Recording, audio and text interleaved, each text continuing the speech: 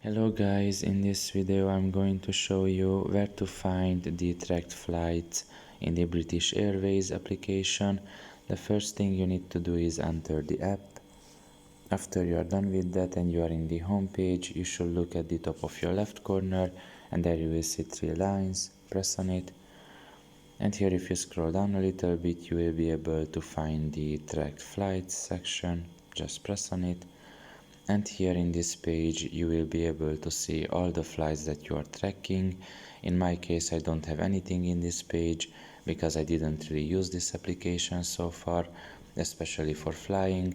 So for me the page is going to be empty, but in your case, if you have tracked any flights, you will be able to find them here.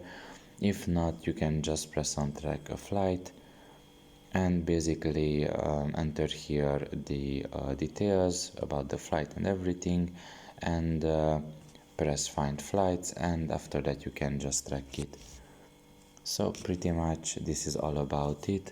I hope this video was helpful to you. Thank you for listening and see you next time. Bye bye.